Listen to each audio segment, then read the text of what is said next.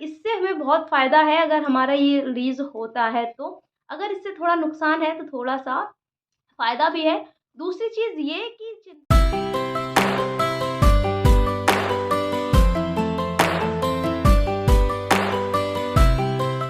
Radhe Radhe everyone, मैं हूँ प्राची और एक बार फिर से आपका स्वागत करती हूँ अपने channel Prachi tips and blogs में। तो कैसे हैं आप सब? आई होप सब अच्छे होंगे।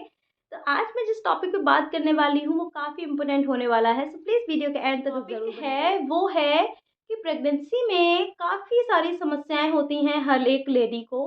उसी में से एक समस्या होती है कि जांघों में दर्द और कूल्हों में दर्द, पैरों में दर्द।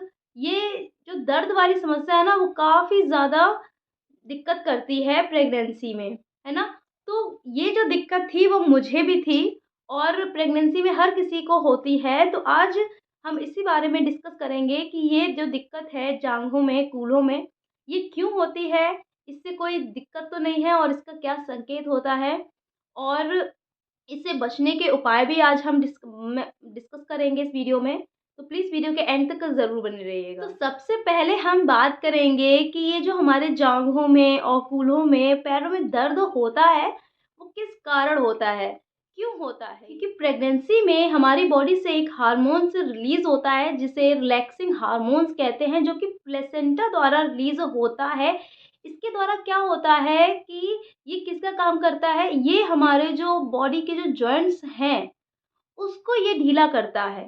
तो जब ये ज़्यादा मात्रा में ये रिलैक्सिंग हार्मोन जो होता है, वो जब ज़्यादा मात्रा में रिलीज़ होता है, तो उससे क्या होता है कि जो हमारे जॉइंट्स हैं, वो पेन करने लगते हैं, ढीले पड़ जाते हैं। तो इससे हमारे जो जॉइंट्स में दर्द होने लगता है, जगह-जगह जाँघों में, कूल्हों में दर्द होने लगता है।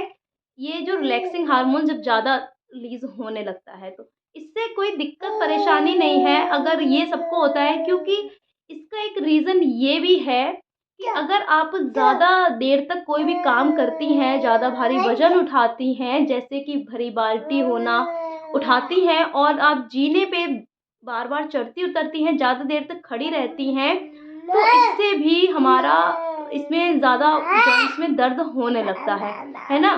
क्योंकि सबको होता है। प्रेगनेंसी में पेन जो होता है, रिलैक्सिंग हार्मोन्स की वजह से तो जॉइंट्स हमारे ढीले हो ही जाते हैं, उसकी वजह से जो दर्द होता तो होता ही है।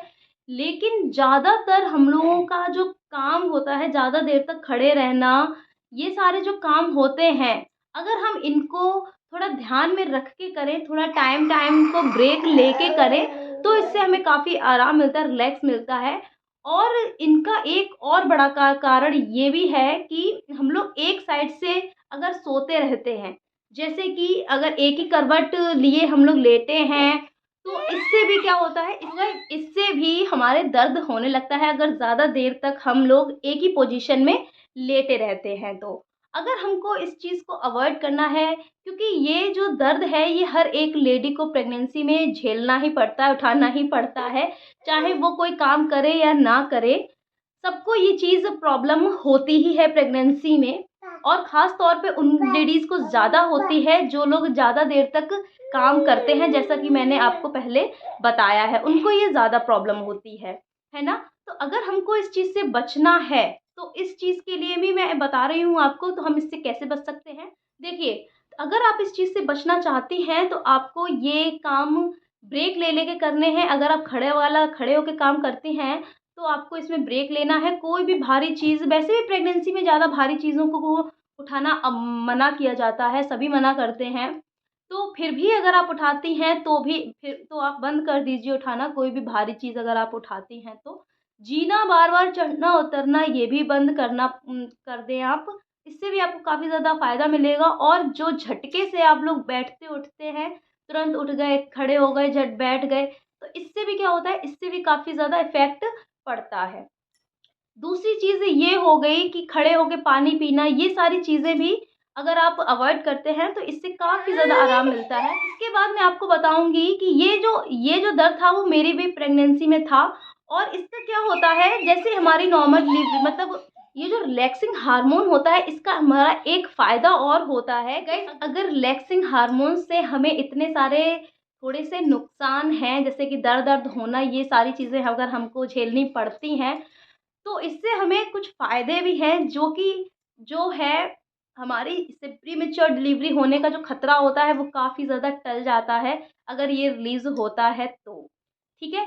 और ये जो हार्मोन्स हमारा रिलीज़ होता है, इससे हमारे जो जॉइंट्स में लचीलापन और ये हमारे जॉइंट्स जो हैं वो ढीले हो जाते हैं, पेन होता है, तो इससे क्या होता है, ये हमारा स्टार्टिंग से सेकंड ट्राइमेस्टर से हमारी जो बॉडी है वो नॉर्मल डिलीवरी के लिए भी प्रिपेयर कर रही होती है।